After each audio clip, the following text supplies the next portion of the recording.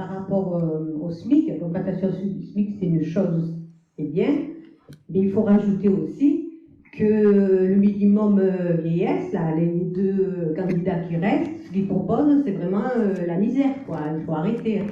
Déjà, par rapport au loyer, sans penser aux augmentations de la vie courante, hein, quand on voit tout ce qui augmente, c'est très difficile. Les prix de l'énergie, des carburants, les prix de l'alimentation, tous les produits de première nécessité connaissent des hausses de tarifs comme on n'en a jamais connu. Nous avons eu un quasi-blocage de nos pensions de retraite depuis plusieurs années, puisque 0,4% d'un côté, 1,1% de l'autre, on est loin du compte. Pas d'augmentation du SMIC. Pour les salaires, des primes qui ne peuvent conduire à une augmentation réelle des salaires, ce sont des primes ponctuelles qui sont loin d'être à la hauteur des ponctions sur les revenus qu'on subit. Donc il y a toute cette question-là qui est vraiment à l'ordre du jour, me semble-t-il. C'est pour ça d'ailleurs que, comme Michel l'a indiqué, dans de nombreuses entreprises, il y a des luttes pour les augmentations des salaires et des augmentations très substantielles. Voilà, ça c'est une réalité. La première chose, cette Assemblée Générale, on a eu d'énormes difficultés pour la tenir. La première, il a fallu qu'on a eu, parce qu'on n'était que 28.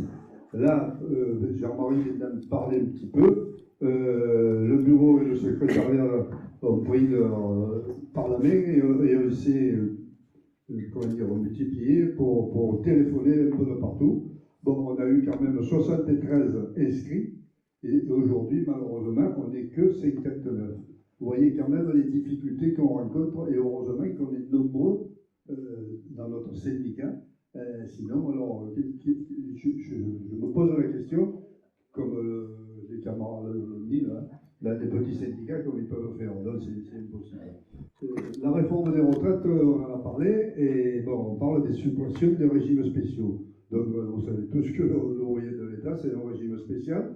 Bon, il reste une vingtaine de mille de cotisants et une centaine de mille de retraités. Donc, vous avez compris qu'on est plus que malade, c'est le moins que l'on puisse dire. Voilà, juste pour rappeler un petit peu les choses.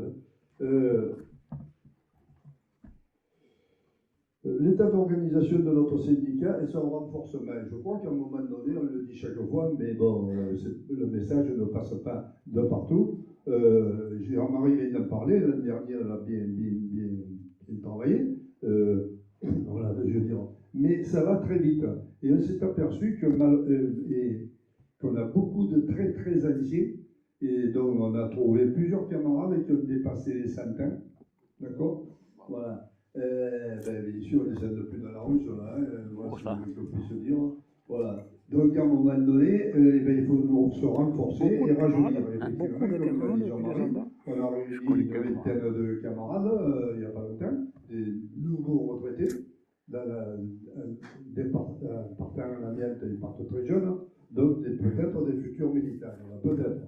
Et donc, le prochain congrès, c'est au mois de février, comme l'a dit Michel. Et on a fait un peu le point. Il y a une dizaine de camarades de la CE qui vont partir. Donc, à un moment donné, il va falloir renforcer le syndicat si on veut continuer à exister. Il n'y a pas d'autre mot à dire. Voilà. Donc, à un moment donné, avoir un peu une réflexion. Il y a peut-être des camarades là qui sont tentés. La commission exécutive, on se réunit une fois par mois. C'est pas quand même la mer à boire, mais après, c'est surtout de tirer des militants pour faire le travail. Les retraités, eux aussi, ils ont leur vitre cassée. Eh oui. On s'occupe du calcul des retraites, du préjudice d'anxiété, des travaux insalubres. Ça aussi, ça fait partie de la vitre cassée, du carreau cassé. Alors, à propos des insalubres, le problème du moment,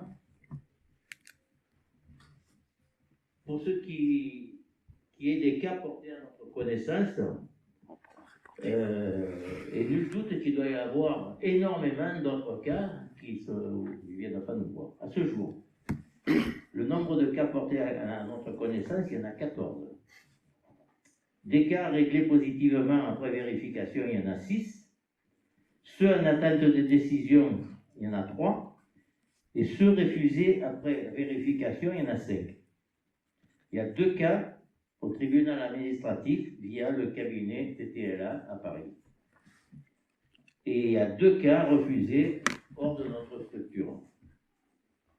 Mais fait sur le fond, au-delà de l'aspect comptable de ces cas, il est pour le moins scandaleux qu'après une vie de labeur exposée aux travaux insalubres, plusieurs dizaines d'années plus tard, avoir à justifier le contenu de ces travaux. Il faut rappeler que les personnels des établissements travaillent sur ordre. Ce n'est pas eux qui décident de faire telle ou telle tâche.